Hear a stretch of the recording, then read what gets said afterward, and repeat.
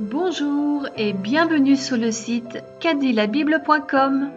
Aujourd'hui, version audio du livre de Rebecca Springer, Within the Gates, en français, aux portes du ciel. À l'intérieur des portes, écrit par Rebecca Rutter Springer. À propos de l'auteur, la vision du ciel de Rebecca Rutter Springer a été publiée pour la première fois au début des années 1900. Madame Springer est restée inconsciente pendant quelques jours pendant que la vision lui était dévoilée. La vision elle-même couvre une période de plusieurs années. Rebecca Springer a dit que chaque personne devrait tirer ses propres conclusions sur la vision, mais qu'elle l'avait rapportée au fur et à mesure qu'elle les comprenait, comme étant une série d'instructions de base du ciel plutôt qu'une révélation du passé ou de l'avenir. Elle a dit que les premières instructions de la vision sont venues sous forme d'illustrations, comme celles que l'on utilise pour enseigner des vérités aux enfants. Ensuite, l'application et la signification de ces illustrations furent données. Rebecca a écrit « Je souffre, car je suis consciente du fait que je ne pourrai jamais peindre pour les autres les scènes telles qu'elles me sont apparues pendant ces jours merveilleux, avec l'espoir qu'elles pourront réconforter et élever certains de ceux qui les lisent, comme elles l'ont fait alors et comme leurs souvenirs le feront toujours pour moi. Je soumets cette esquisse imparfaite d'une vision des plus parfaites. » Préface de l'auteur. Ce volume n'est pas une esquisse fantaisiste écrite pour passer le temps. C'est plutôt le véritable récit, bien que très condensé, d'une expérience où ma vie fut suspendue en équilibre entre le temps et l'éternité, la balance penchant du côté de l'éternité. Ce qui me fait souffrir, c'est que je suis consciente du fait que je ne pourrai jamais peindre les scènes telles qu'elles me sont apparues pendant ces jours merveilleux. Si je ne peux montrer que vaguement le lien étroit entre les deux vies, la mortelle et la divine, telle qu'elle m'apparaissait alors je pourrais peut-être déchirer partiellement le voile de la mort que nous redoutons tant. Ainsi je peux montrer que c'est une porte ouverte vers une nouvelle et belle phase de la vie que nous vivons maintenant. Je dois dire que cette vision glorieuse du ciel n'est pas nécessairement une révélation définitive ou exacte de ce à quoi ressemblera le ciel. Comme je l'ai appris, le ciel se compose en partie de ces choses qui nous rendent le plus heureux sur terre, merveilleusement glorifiées par la présence du Maître. À cet égard, ma vision n'est pas celle de tout le monde.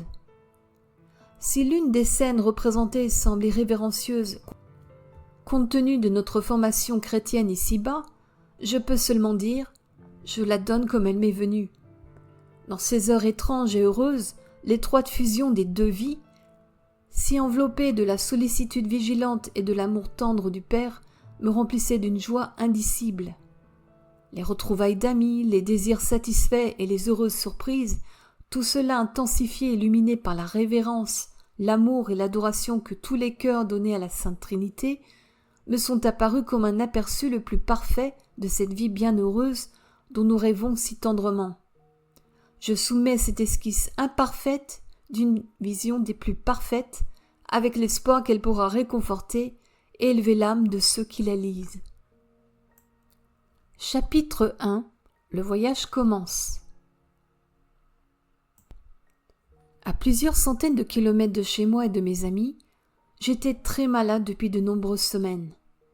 J'étais totalement au milieu d'étrangers et mon seul serviteur, bien que gentil, n'y connaissait rien sur les soins apportés aux malades. En conséquence, je ne reçus aucune des nombreuses attentions délicates qui maintiennent la force défaillante d'un malade. Je n'avais reçu aucune nourriture d'aucun chevreau depuis près de 3 semaines, à peine de l'eau, et j'étais considérablement affaibli physiquement et en force. Je perdais conscience complètement par moments. J'avais un désir indicible d'être entouré de mes proches éloignés. J'avais besoin du doux toucher de leurs mains bien-aimées et de leurs mots murmurant l'amour et le courage. Mais ils ne sont jamais venus, ils n'ont pas pu. Leurs devoirs et responsabilités qui, selon moi, ne devaient pas être négligés, ont éloigné ces êtres chers, et ils n'ont pas fait partie de mes souvenirs. J'étais allongée dans une grande pièce confortable au 2e étage d'une maison à Kenville, au Canada. Le lit se trouvait dans une alcôve, à une extrémité de l'appartement, et faisait face à un grand vitrail qui s'ouvrait sur une véranda donnant sur la rue. Pendant une grande partie de ma maladie, je me suis allongée le visage contre cette fenêtre et le dos contre cette pièce. Je me souviens avoir pensé combien il serait facile de passer par la fenêtre de la véranda si l'on le voulait. Lorsque le désir des visages et des voix bien-aimées m'était devenu insupportable, j'ai prié pour que le cher Christ m'aide à prendre conscience de sa présence bénie. Comme les bien-aimés de la terre ne pouvaient pas me servir, je désirais ardemment être réconforté par d'autres êtres chers qui sont tous des esprits au service des autres. J'ai demandé tout particulièrement que l'on me soutienne si je devais vraiment être appelé à traverser seul les eaux sombres.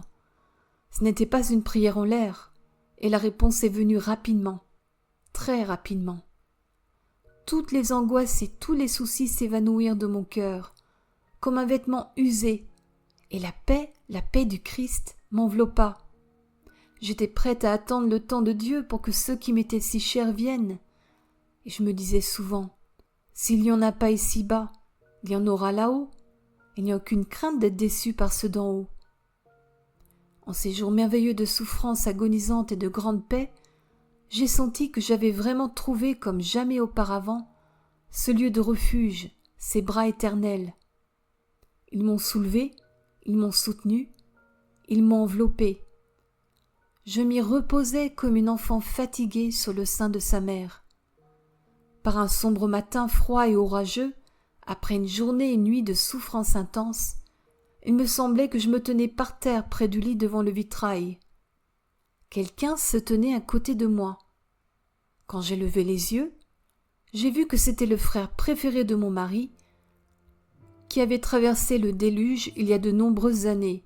« Mon cher beau-frère Franck !» criai-je de joie. « Comme c'est bon que tu sois venu !»« C'est une grande joie pour moi de pouvoir le faire, petite sœur, » dit-il avec douceur.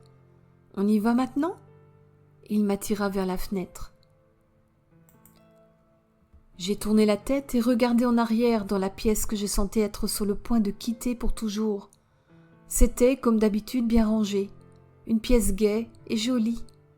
Le préposé était assis près du poêle à l'autre bout, lisant confortablement un journal.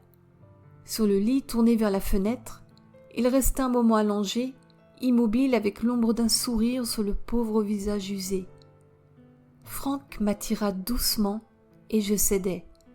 Je l'accompagnai par la fenêtre, sortis de la véranda, et de là, d'une manière inexplicable, je suis descendu dans la rue. Je fis une pause en cet endroit et, avec sérieux, lui dis « Je ne peux pas quitter Will et notre cher enfant. »« Ils ne sont pas ici, ma chère, mais à des centaines de kilomètres, a-t-il répondu. « Oui, je sais, mais ils seront ici. Oh, Franck, ils auront besoin de moi, laisse-moi rester. » « Ne serait-il pas préférable que je te ramène un peu plus tard, après qu'ils soient arrivés ? » ?»« Tu le feras vraiment ? » ?»« Certainement, si tu le veux. Tu es épuisé par une longue période de souffrance, et un peu de repos te donnera une nouvelle force. » J'ai senti qu'il avait raison. Alors nous avons commencé lentement à remonter la rue. Il avait pris mes mains pour les poser sur son bras et avait essayé de me distraire pendant que nous marchions. Mais mon cœur s'accrochait à ceux que je sentais ne plus revoir sur la terre. Plusieurs fois je me suis arrêtée et je regardais avec nostalgie le chemin que nous avions pris. Il était très patient et doux avec moi, attendant toujours que je sois prête à repartir. À la fin, mon hésitation devint si grande qu'il me dit aimablement « Tu es si faible que je crois que je ferais mieux de te porter. » Sans attendre de réponse, il se baissa et me prit dans ses bras comme si j'étais un petit enfant. Et comme un enfant, je cédai. Posant ma tête sur son épaule et posant mon bras autour de son cou, je me sentais si en sécurité, si contente qu'il prenne soin de moi.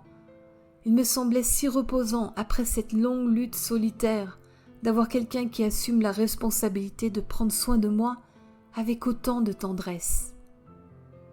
Il marchait d'un pas ferme et rapide. Je crois que j'ai dû dormir, car l'instant d'après, j'étais assise dans un coin abrité, composé d'arbustes en fleurs. Je me reposais sur le gazon le plus doux et le plus beau, parsemé de fleurs parfumées.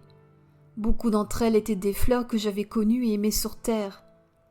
Je me souviens d'avoir remarqué des héliotropes, des violettes, des muguets, des mignonnettes, avec beaucoup d'espèces semblables qui ne me sont absolument pas familières.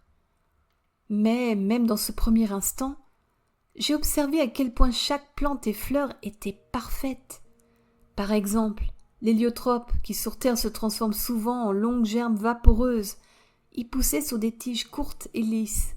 Chaque feuille était parfaite, lisse et brillante, au lieu d'être dure et grossière.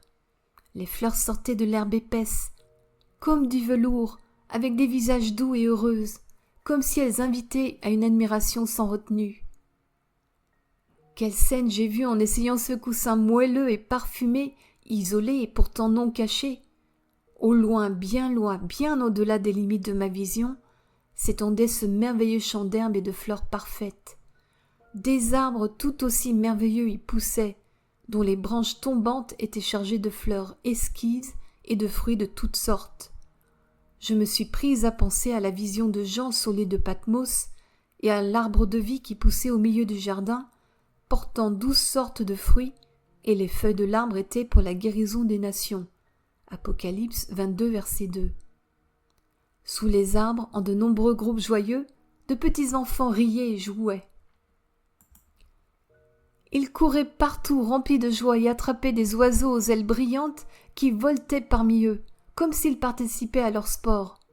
Sur tout le terrain, des personnes âgées se promenaient avec un air de paix et de bonheur qui se faisait sentir même par moi une étrangère. Tous étaient vêtus d'un blanc immaculé, bien que beaucoup portaient ou étaient habillés de grappes de belles fleurs.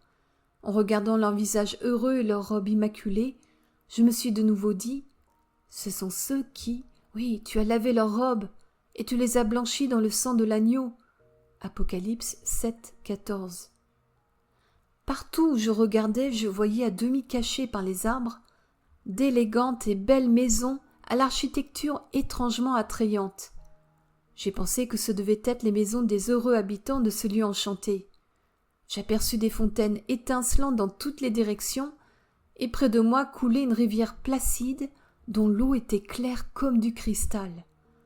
Les promenades qui couraient dans toutes les directions à travers le parc semblaient être faites de perles, immaculées et pures, bordées de chaque côté par d'étroits ruisseaux d'eau claire, coulant sur des pierres d'or.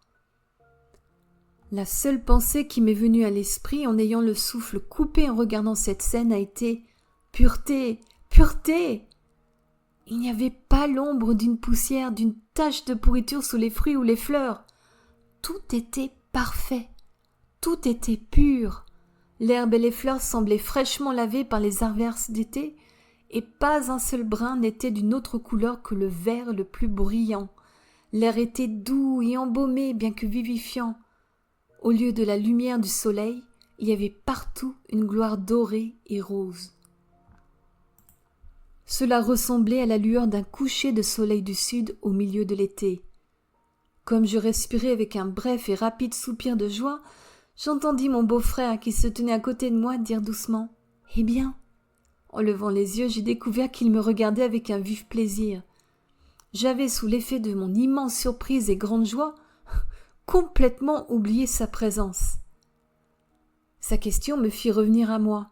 J'hésitais. « Oh, Franck, que je... » Quand je fus envahi par un sentiment si irrésistible de la bonté de Dieu et de ma propre indignité, je mis mon visage entre mes mains et j'éclatai en sanglots de manière incontrôlable et si humaine. « Ah, dit mon beau-frère sur un ton de reproche, je manque d'égard. » Il me souleva doucement pour me reposer sur mes pieds. « Viens, je veux te montrer la rivière. » Lorsque nous avons atteint le bord de la rivière à quelques pas de là, j'ai constaté que le beau champ s'étendait même jusqu'au bord de l'eau. À certains endroits, j'ai vu les fleurs s'épanouir placidement dans les profondeurs parmi les cailloux multicolores dont tout le lit de la rivière était tapissé. « Je veux que tu vois ces belles pierres, dit Franck, en entrant dans l'eau et en m'exhortant à faire de même. » Je reculai timidement. Je dis « Je crains que ce ne soit froid. » « Pas le moins du monde, dit-il avec un sourire rassurant. « Viens. » « Juste comme je suis ?» demandai-je en baissant les yeux sur ma belle robe, qui, à ma grande joie, ressemblait à celle des habitants de ce lieu heureux. « Juste comme tu es, répondit-il avec un autre sourire rassurant. Ainsi encouragé, je mis à mon tour le pied dans la rivière qui coulait doucement. À ma grande surprise, j'ai trouvé l'eau, à la fois en température et en densité, presque identique à l'air. Au fur et à mesure que nous avancions, le ruisseau s'enfonçait de plus en plus profondément, jusqu'à ce que je sente les douces et agréables ondulations qui jouaient autour de ma gorge. Comme je m'arrêtais, Franck dit « Un peu plus loin encore !»« Ce sera au-dessus de ma tête, ai-je raisonné. »« Eh bien, et alors ?»« Je ne peux pas respirer sous l'eau, je vais suffoquer, » lui dis-je. Une étincelle amusée traversa ses yeux, bien qu'il dise assez sobrement « Nous ne faisons pas ce genre de choses ici. » Je me rendis compte de mon absurdité et avec un rire joyeux je dis « D'accord !» Puis j'ai plongé la tête la première dans l'eau brillante qui a rapidement bouillonné et ondulé plusieurs pieds au-dessus de ma tête. À ma grande surprise et à ma grande joie, j'ai découvert que je pouvais respirer, rire, parler, voir et entendre aussi naturellement sous l'eau qu'au-dessus. Je me suis assise au milieu des cailloux multicolores et j'en ai rempli mes mains comme l'aurait fait un enfant. Mon beau-frère se coucha sur eux comme il l'aurait fait dans les champs verts et il riait et discutait joyeusement avec moi. « Fais ceci, dit-il en frottant ses mains sur son visage et en passant ses doigts dans ses cheveux noirs. Je fis ce qu'il m'avait dit et la sensation fut délicieuse. Je rejetai mes manches amples et me frottai les bras puis la gorge. Encore une fois, je passai mes doigts dans mes longs cheveux pendants, pensant à ce moment-là à quel point ils seraient emmêlés lorsque j'allais sortir de l'eau. Puis la pensée me traversa pendant que nous nous levions enfin pour sortir. Que devons-nous faire pour les serviettes ? Car les pensées terrestres s'accrochaient encore à moi. Je me suis aussi demandé si la belle robe n'était pas entièrement abîmée. Mais, alors que nous approchions du rivage et que nous sortions de l'eau, au moment où l'air a frappé mon visage et mes cheveux, j'ai réalisé que je n'aurais pas besoin d'une serviette ou d'une brosse. Mon corps, mes cheveux et même mes beaux vêtements furent aussi doux et secs qu'avant que l'eau ne les touche. Le tissu dans lequel ma robe a été façonnée ne ressemblait en rien à ce que j'avais jamais vu. Il était doux et léger et brillait d'un léger éclat, me rappelant plus le crêpe de soie que tout ce dont je pouvais me souvenir, seulement infiniment plus beau. Il tombait autour de moi en plis doux et gracieux, que l'eau semblait avoir rendu encore plus brillant qu'auparavant. « Quelle eau merveilleuse! Quel air merveilleux! » dis-je à Franck, alors que nous mettions à nouveau le pied sur le champ fleuri. « Est-ce que toutes les rivières ici sont comme celle-ci ?» lui demandai-je. « Pas exactement la même, mais similaire, » a-t-il répondu. Nous marchâmes sur quelques pas, puis je me retournai et regardai en arrière pour voir la rivière brillante qui coulait tranquillement. « Franck, qu'est-ce que cette eau m'a fait ? J'ai l'impression que je pourrais voler. » Il me regarda avec des yeux sérieux et tendres et me répondit doucement. « Il a emporté ce qui restait de la vie terrestre et t'a préparé à la nouvelle vie dans laquelle tu es entré. »« C'est divin !» murmurai-je. « Oui, c'est divin !» dit-il. À l'intérieur des portes, écrit par Rebecca Rutter Springer. À propos de l'auteur, la vision du ciel de Rebecca Rutter Springer a été publiée pour la première fois au début des années 1900. Madame Springer est restée inconsciente pendant quelques jours, pendant que la vision lui était dévoilée. La vision elle-même couvre une période de plusieurs années. Rebecca Springer a dit que chaque personne devrait tirer ses propres conclusions sur la vision, mais qu'elle l'avait rapportée au fur et à mesure qu'elle les comprenait, comme étant une série d'instructions de base du ciel plutôt qu'une révélation du passé ou de l'avenir. Elle a dit que les premières instructions de la vision sont venues sous forme d'illustrations, comme celles que l'on utilise pour enseigner des vérités aux enfants. Ensuite, l'application et la signification de ces illustrations furent données. Rebecca a écrit « Je souffre, car je suis consciente du fait que je ne pourrai jamais peindre pour les autres les scènes telles qu'elles me sont apparues pendant ces jours merveilleux, avec l'espoir qu'elles pourront réconforter et élever certains de ceux qui les lisent, comme elles l'ont fait alors et comme leurs souvenirs le feront toujours pour moi. Je soumets cette esquisse imparfaite d'une vision des plus parfaites. » Préface de l'auteur. Ce volume n'est pas une esquisse fantaisiste écrite pour passer le temps. C'est plutôt le véritable récit, bien que très condensé, d'une expérience où ma vie fut suspendue en équilibre entre le temps et l'éternité, la balance penchant du côté de l'éternité. Ce qui me fait souffrir, c'est que je suis consciente du fait que je ne pourrai jamais peindre les scènes telles qu'elles me sont apparues pendant ces jours merveilleux. Si je ne peux montrer que vaguement le lien étroit entre les deux vies, la mortelle et la divine, telle qu'elle m'apparaissait alors je pourrais peut-être déchirer partiellement le voile de la mort que nous redoutons tant. Ainsi je peux montrer que c'est une porte ouverte vers une nouvelle et belle phase de la vie que nous vivons maintenant. Je dois dire que cette vision glorieuse du ciel n'est pas nécessairement une révélation définitive ou exacte de ce à quoi ressemblera le ciel. Comme je l'ai appris, le ciel se compose en partie de ces choses qui nous rendent le plus heureux sur terre, merveilleusement glorifiées par la présence du Maître. À cet égard, ma vision n'est pas celle de tout le monde. Si l'une des scènes représentées semble irrévérencieuse compte tenu de notre formation chrétienne ici-bas, je peux seulement dire « je la donne comme elle m'est venue ». Dans ces heures étranges et heureuses, l'étroite fusion des deux vies, si enveloppée de la sollicitude vigilante et de l'amour tendre du Père, me remplissait d'une joie indicible. Les retrouvailles d'amis, les désirs satisfaits et les heureuses surprises, tout cela intensifié et illuminé par la révérence, l'amour et l'adoration que tous les cœurs donnaient à la Sainte Trinité, me sont apparus comme un aperçu le plus parfait de cette vie bienheureuse dont nous rêvons si tendrement. Je soumets cette esquisse imparfaite d'une vision des plus parfaites, avec l'espoir qu'elle pourra réconforter et élever l'âme de ceux qui la lisent. Chapitre 1. Le voyage commence. À plusieurs centaines de kilomètres de chez moi et de mes amis, j'étais très malade depuis de nombreuses semaines. J'étais totalement au milieu d'étrangers et mon seul serviteur, bien que gentil, n'y connaissait rien sur les soins apportés aux malades. En conséquence, je ne reçus aucune des nombreuses attentions délicates qui maintiennent la force défaillante d'un malade.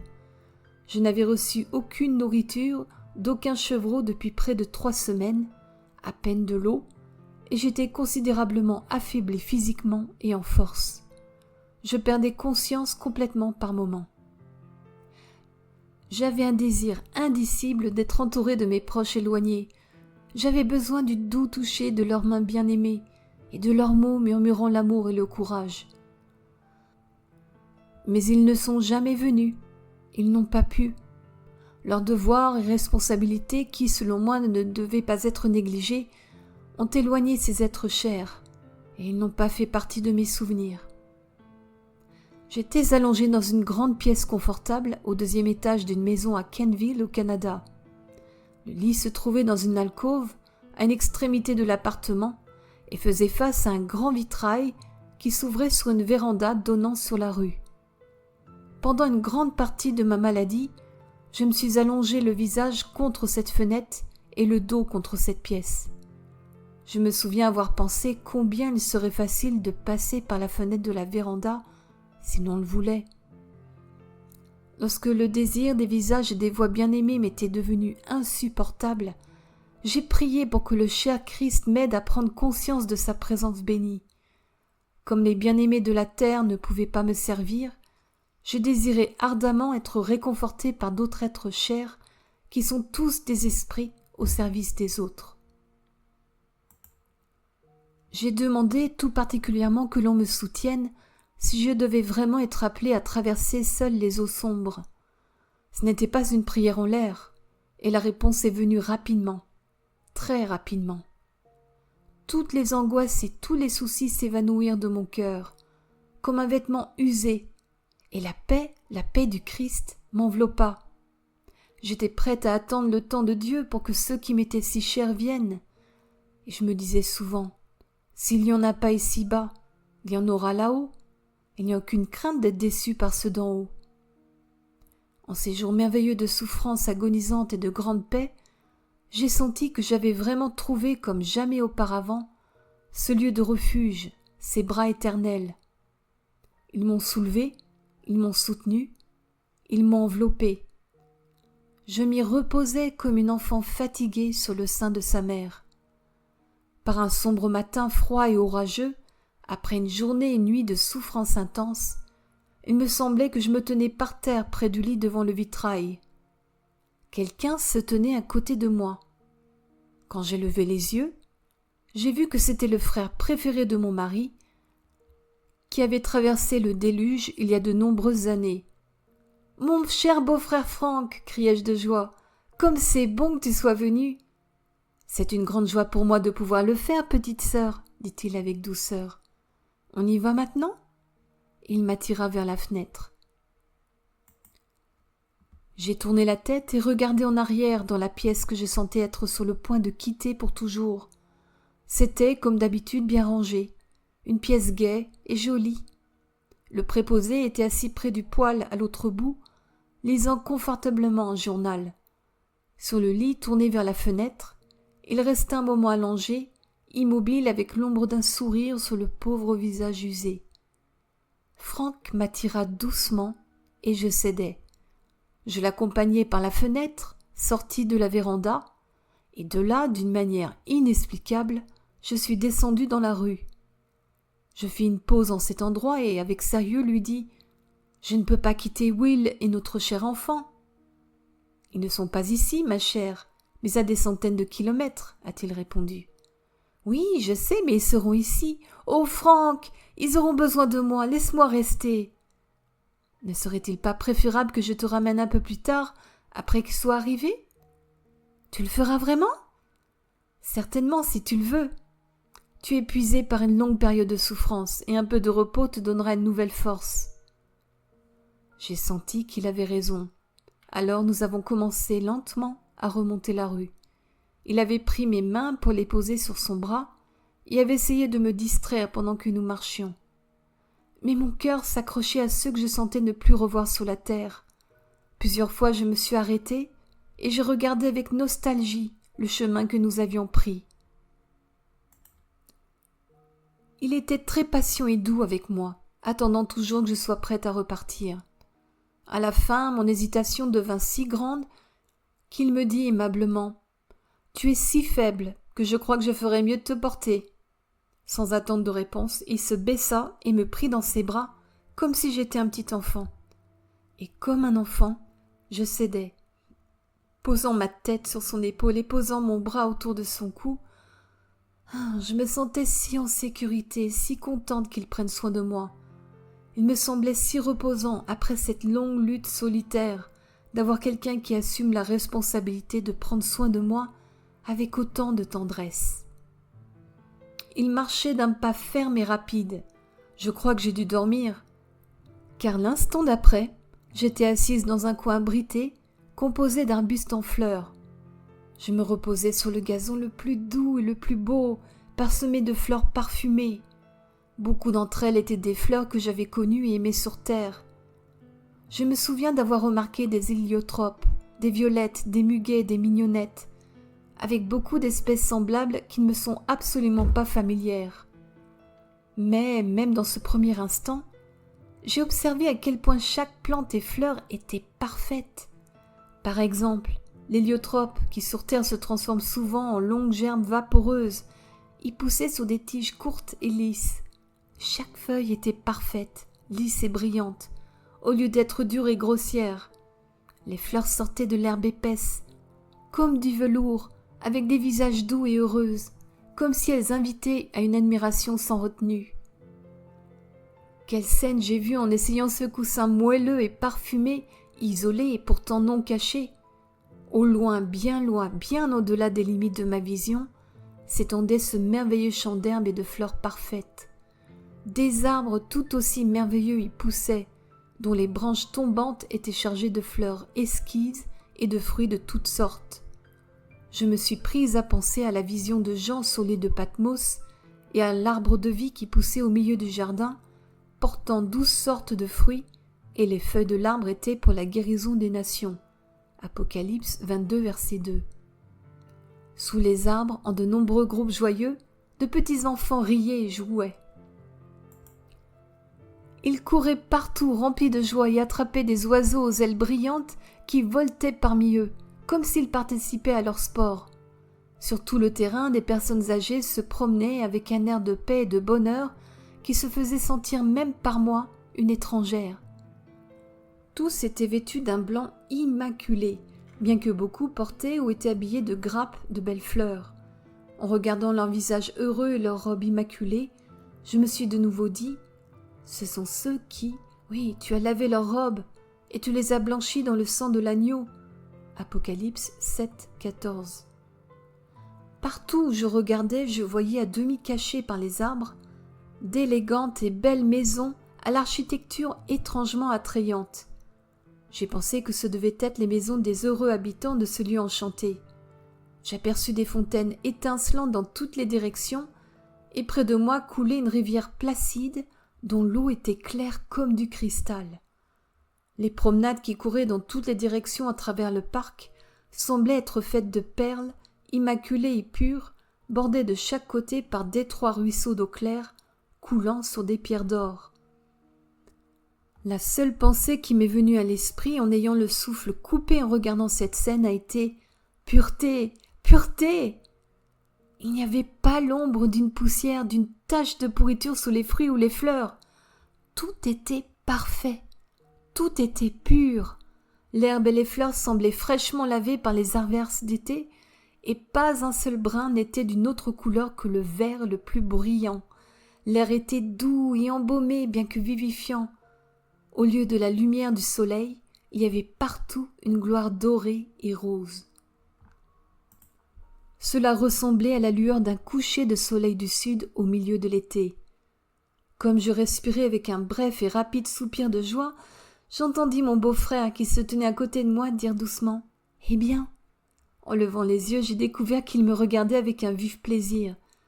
J'avais, sous l'effet de mon immense surprise et grande joie, complètement oublié sa présence.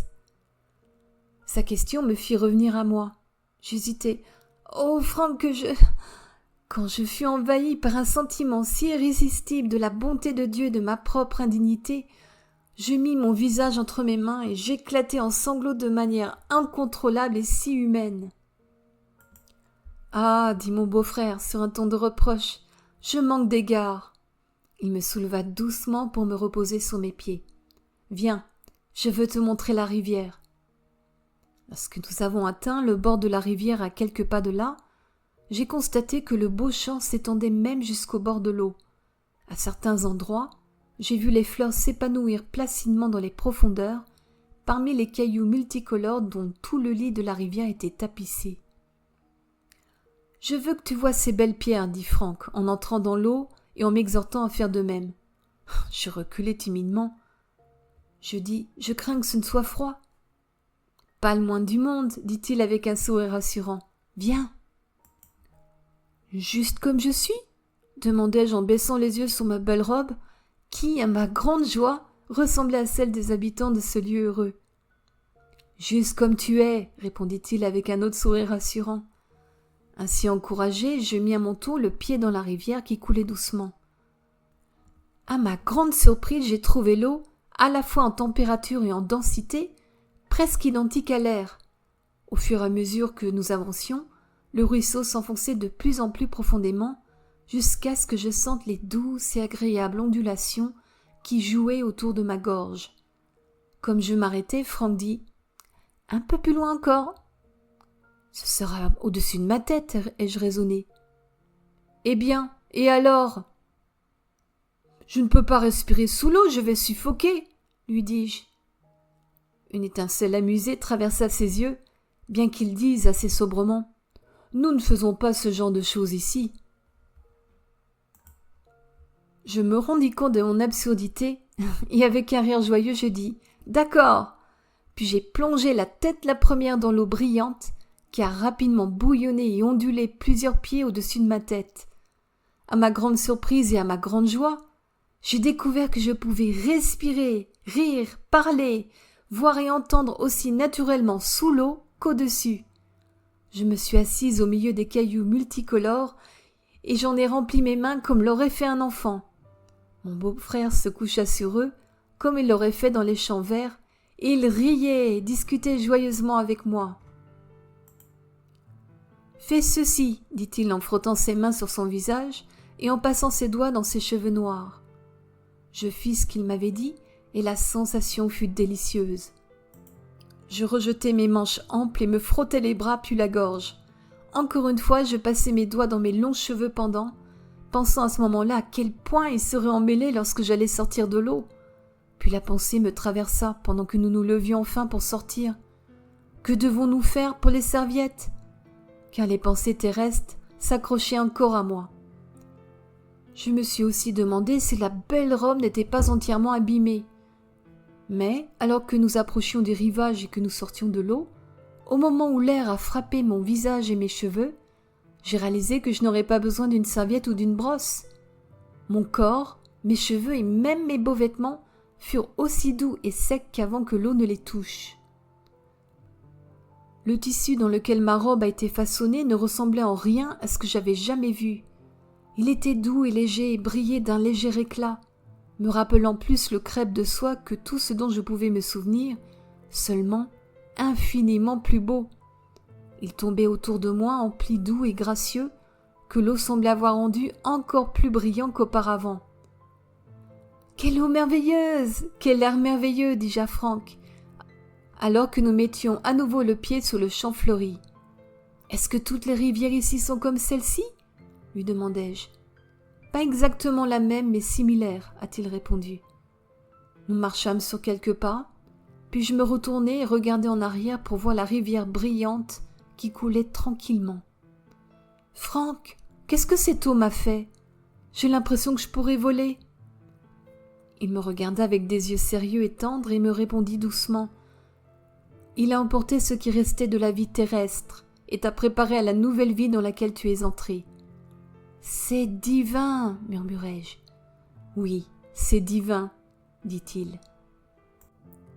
Chapitre 2 « Ma maison céleste » Nous marchâmes quelque temps en silence, le cœur battant avec les pensées de la nouvelle et étrange vie, mes yeux s'abreuvant d'une beauté nouvelle à chaque pas. Les maisons, lorsque nous nous en approchâmes et que nous les dépassâmes, me semblaient merveilleusement belles. Elles étaient construites avec le marbre le plus fin et étaient entourées de larges vérandas.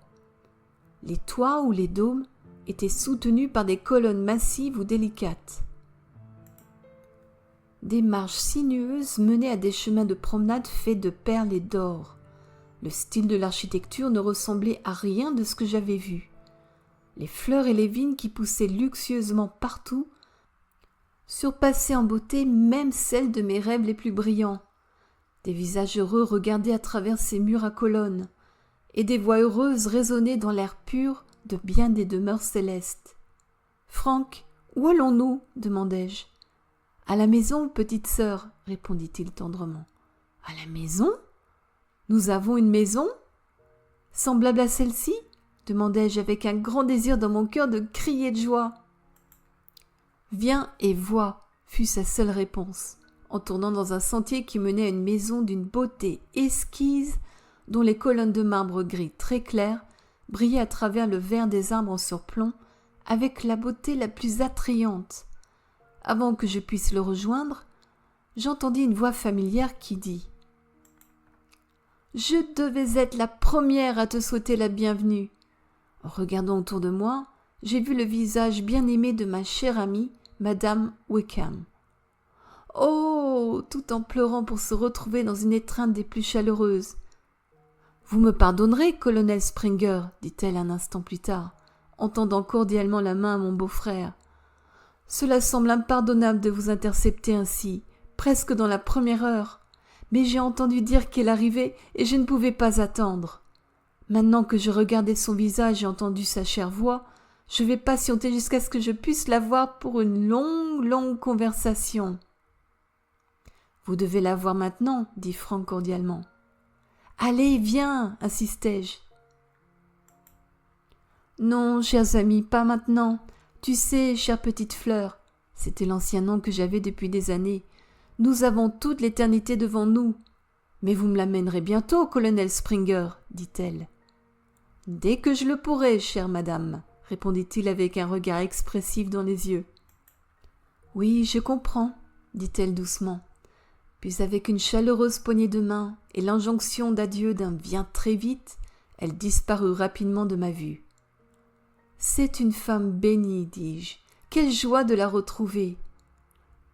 Sa maison n'est pas loin, tu pourras la voir souvent, me dit Franck. C'est vraiment une femme charmante. Maintenant viens, petite sœur, je désire ardemment t'accueillir chez nous. Il me prit la main et me conduisit sur les marches basses de la grande véranda. Son beau sol incrusté était en marbre rare et coûteux, et ses colonnes massives étaient grises argentées. Entre les colonnes se trouvaient des vignes couvertes de feuilles vertes, riches et brillantes, entremêlées de fleurs d'une couleur exquise et d'un parfum délicat, suspendues en lourdes guirlandes. Nous nous arrêtâmes un instant ici pour que je puisse voir cette charmante vue visible de tous les côtés. « C'est céleste, dis-je. »« C'est céleste, répondit-il. Il ne pouvait en être autrement. » Je souris en acquiesçant. J'avais mon cœur qui débordait. Toute la maison, en bas et en haut, est entourée de ce large véranda, mais rentre à l'intérieur.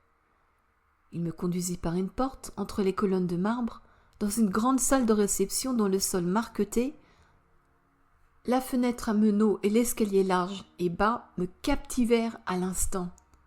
Avant que je puisse parler, Franck se tourna vers moi et, me prenant les deux mains, me dit « Bienvenue, 1000 bienvenues, très chère Rebecca, dans ta demeure céleste. » « Est-ce que ce bel endroit va vraiment être ma maison ?» lui demandai-je. « Oui, ma chère, me répondit-il. Je l'ai construite pour toi et mon frère, et je t'assure que cela a été fait avec amour. »« C'est ta maison et je vais rester avec toi ?» lui demandai-je un peu confuse. « Non, c'est ta maison. Et je dois rester avec toi jusqu'à ce que mon frère vienne. »« Bien sûr, cher Franck, bien sûr, m'écriai-je en me cramponnant à son bras. Il sourit et me dit « Nous allons profiter du présent. Nous ne serons plus jamais loin de l'autre. Viens, j'ai hâte que tous te voient. » Tournant vers la gauche, il me conduisit à travers les belles colonnes de marbre qui remplaçaient les portes d'une grande pièce allongée. Je m'arrêtai, étonné, rempli de joie sur le seuil. Tous les murs et le sol de la pièce étaient encore faits de cet exquis marbre gris clair, poli au plus grand éclat. Mais sous les murs et les sols étaient éparpillés de magnifiques roses à longues tiges, de toutes les variétés et de toutes les couleurs, du cramoisi le plus profond aux nuances les plus délicates de rose et de jaune. « Entre, me dit Franck. « Je ne veux pas écraser ces fleurs parfaites, lui répondai-je. « Eh bien, pourquoi ne pas en prendre quelques-unes ?» Je me baissai pour en prendre une sur le sol près de mes pieds, quand je m'aperçus qu'elle était incrustée dans le marbre. J'en essayai une autre avec le même résultat étonnant. Puis, me tournant vers Franck, je lui dis « Mais qu'est-ce que cela signifie ? Tu ne vas quand même pas me dire qu'aucune de ces fleurs est naturelle ?» Il hocha la tête avec un sourire satisfait, puis dit « Cette pièce a une histoire. Entre et assis-toi avec moi ici sur le siège du rebord de la fenêtre, d'où tu pourras contempler toute la pièce, et laisse-moi te raconter cela. » Je me pliai à sa demande. Il poursuivit. « Un jour, alors que je travaillais activement à la maison, un groupe de jeunes gens, garçons et filles, est venu à la porte et a demandé s'ils pouvaient entrer. J'y consentis avec joie. Puis l'un d'eux a dit « Cette maison est-elle vraiment pour monsieur et madame Springer ?»« C'est exact, leur ai-je répondu. Nous les connaissions et les aimions. Ce sont nos amis et les amis de nos parents. Pouvons-nous faire quelque chose pour vous aider à la rendre magnifique ? En effet, vous le pouvez, leur dis-je, touché par leur demande. Que voulez-vous faire ? Aussitôt, les filles, qui avaient tout d'immenses bouquets de roses à la main, commencèrent à jeter les fleurs sur le sol et contre les murs. À ma grande surprise, partout où elles ont touché les murs, elles sont restées comme si elles étaient en quelque sorte fixées de façon permanente. Quand les roses furent toutes dispersées, la pièce ressembla à celle qu'elle est maintenant, sauf qu'à ce moment-là, les fleurs étaient des roses fraîchement cueillies. Ensuite, les garçons ont chacun sorti une petite caisse d'outils fragiles. En un instant, ils furent tous couchés sur le sol de marbre, occupés à travailler. Comment ils l'ont fait, je ne sais pas. C'est l'un des arts célestes enseignés à ceux qui ont des goûts artistiques élevés. Mais ils ont incrusté chaque fleur vivante telle qu'elle était tombée. Ils l'ont conservée dans le marbre comme tu le vois devant toi. Ils sont venus plusieurs fois avant que l'œuvre ne soit terminée, car les fleurs ne se fanent pas ici, mais sont toujours fraîches et parfaites. Je n'ai jamais vu une compagnie de jeunes gens aussi joyeuse et heureuse. Ils riaient, bavardaient et chantaient tout en travaillant. Je ne pus m'empêcher de souhaiter plus d'une fois que les amis qu'ils avaient laissés en deuil aient pu se joindre à ce joyeux groupe et voir combien ils avaient peu de raison de s'affliger. Finalement, quand tout fut terminé, ils m'appelèrent pour voir leur travail, et je n'ai pas manqué d'éloges ni sur la beauté de l'œuvre, ni sur leur habileté à l'exécuter. Puis disant qu'ils ne manqueraient pas de revenir quand l'un de vous viendrait, ils sont partis ensemble pour faire un travail similaire ailleurs. Des larmes de joie coulaient sur mes joues pendant une grande partie de ce récit. Submergée par l'émotion, car j'étais très touchée, je demandai « Qui sont ces gens si charmants, Franck ? Les connais-tu » ? Bien sûr, je les connais maintenant, mais ils m'étaient tous étrangers lorsqu'ils sont venus ici le premier matin, à l'exception de Lulu Springer. « Qui était-il » lui demandai-je. Il y avait 3 Mary, Mary Green, Mary Bates, Mary Chalmers, Lulu Springer et Mae Camden. C'étaient des filles toutes charmantes et belles. Les garçons, tous virils, de braves garçons, étaient Carol Ashland, Stanley et David Chalmers. Précieux enfants, dis-je. Comme j'étais loin de penser que mon amour terrestre pour eux m'apporterait un autre bonheur ici. Comme nous savons peu de choses sur les liens qui unissent les deux mondes. Ah oui, dit Franck, tout est comme ça, nous savons si peu. Si seulement nous réalisions à quel point que pendant notre vie sur terre, jour après jour, nous construisons pour l'éternité, comme nos vies seraient différentes à bien des égards. Chaque mot doux, chaque pensée généreuse, chaque acte désintéressé deviendra un pilier de beauté éternelle dans la vie à venir. Nous ne pouvons pas être égoïstes et sans amour dans une vie, et généreux et aimants dans l'autre. Les deux vies sont trop étroitement mêlées. L'une n'est que la continuation de l'autre. Mais viens maintenant à la bibliothèque. Et nous levant, nous traversâmes la pièce qui, à partir de ce moment, était à mes yeux liée à ces relations si touchantes. Puis nous entrâmes dans la bibliothèque. C'était une pièce magnifique, les murs tapissés du plafond au sol de livres rares et coûteux. Un grand vitrail s'ouvrait sur la véranda avant.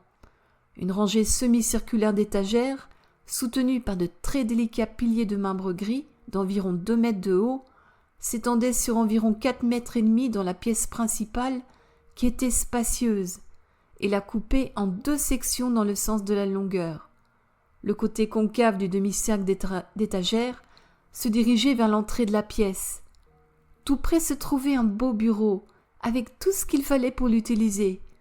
Il y avait un modeste bol doré rempli d'œillets écarlates dont j'avais soupçonné vaguement l'odeur épicée depuis quelques moments. « Le bureau de mon frère, dit Franck. Et ses fleurs préférées, ajoutai-je. Oui, cela coule de source. Ici, nous n'oublions jamais les goûts et les préférences de ceux que nous aimons.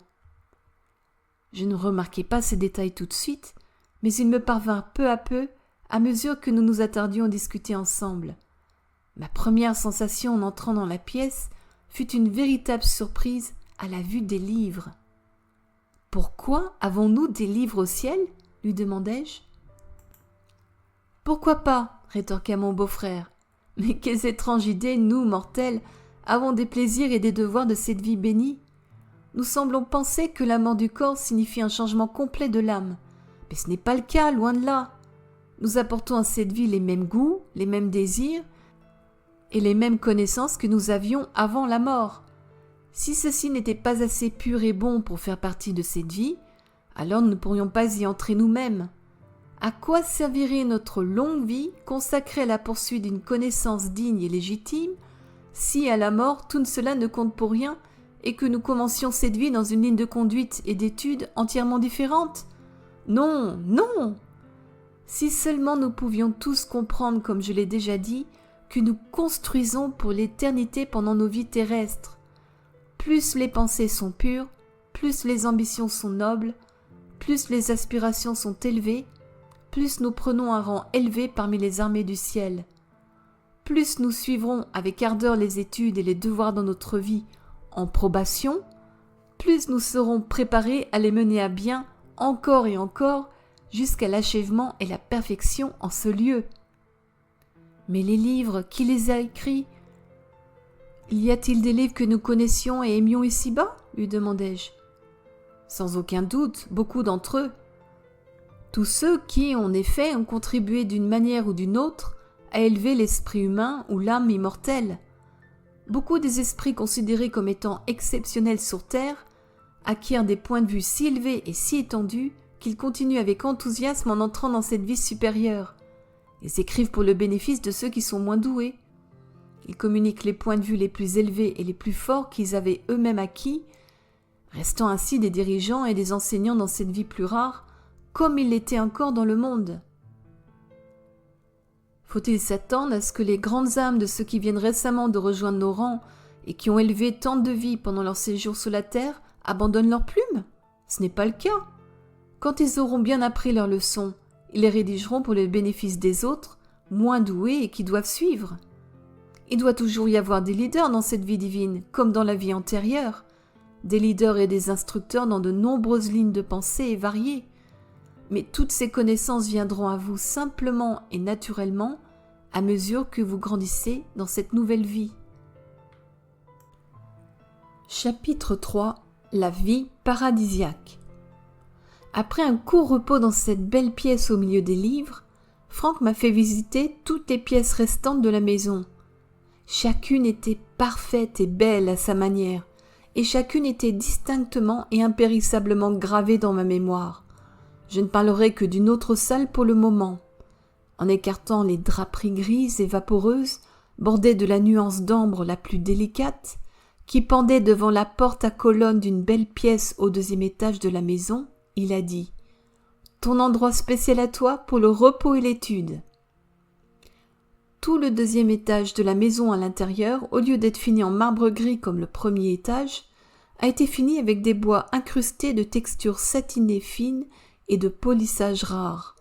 La pièce dans laquelle nous entrâmes était esquisse, à la fois dans sa conception et dans sa finition. Elle était de forme allongée, avec une grande fenêtre arquée à une extrémité, semblable à celle de la bibliothèque, dont une partie se trouvait directement sous cette pièce. À l'intérieur de cette fenêtre, d'un côté, se trouvait un bureau en ivoire massif, avec des ornements d'argent. En face, il y avait une caisse d'étagères bien remplie du même matériau. Parmi les livres, j'ai trouvé beaucoup de mes auteurs préférés. De riches tapis de couleur gris argenté étaient éparpillés sur le sol, et toutes les tentures de la pièce étaient de la même teinte et de la même texture délicate que celle de l'entrée. Le cadre du mobilier était en ivoire. Le rembourrage des chaises et des poufs a été réalisé en tissu gris argenté avec une finition en satin fin, et les oreillers et la couverture du canapé délicat étaient faits de la même chose. Un grand bol d'argent forgé se trouvait sur la table, près de la fenêtre de devant, rempli de roses de couleur rose et jaune. Leur parfum emplissait l'air. Il y avait aussi plusieurs vases rares et délicats remplis de roses. Toute la chambre était magnifique au-delà de toute description.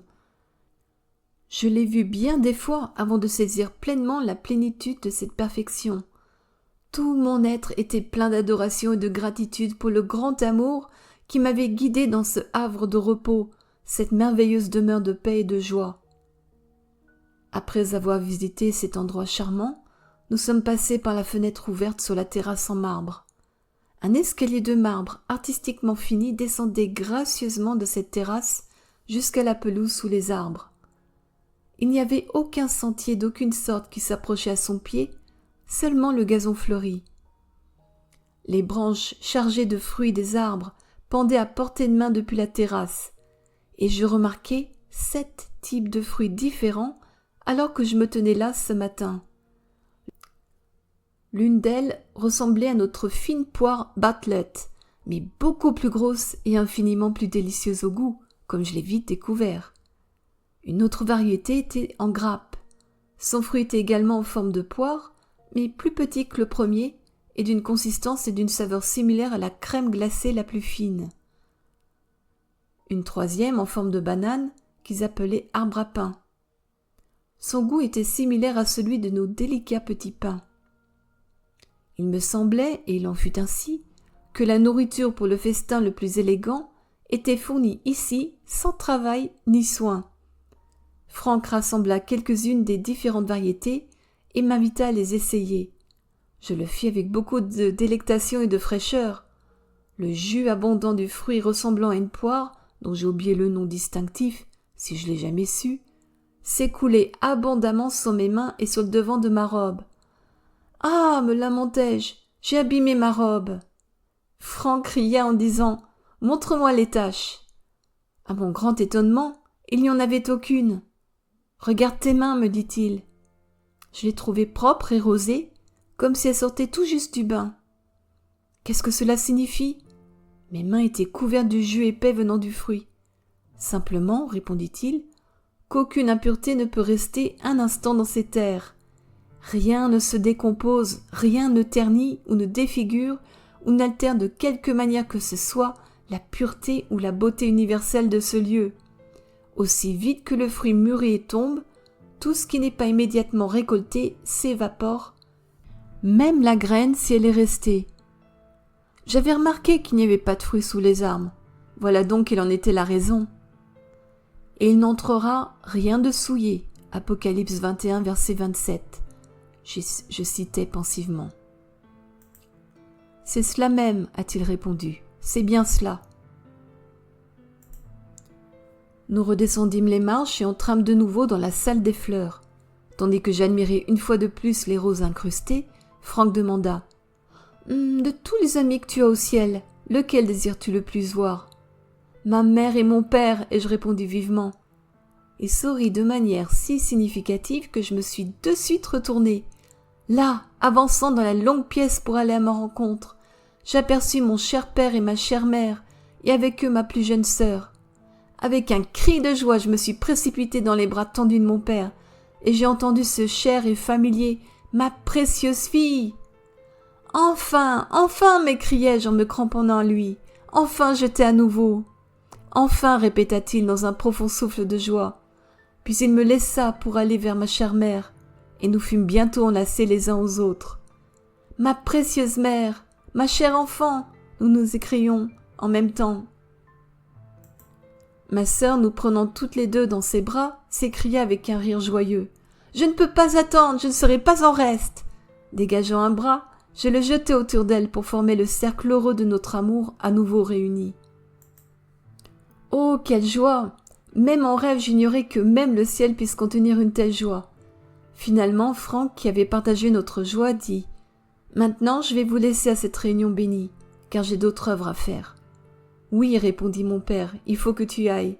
C'est avec joie que nous prendrons en charge notre cher enfant. »« Alors au revoir, dit Franck.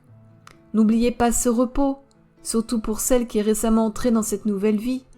Ce n'est pas seulement l'un des plaisirs, mais l'un des devoirs du ciel. »« Oui, nous veillerons à ce qu'elle n'oublie pas cela, dit mon père avec un sourire et un regard bienveillant. Nous vous remercions pour votre écoute et nous espérons vous retrouver sur notre site cadilabible.com.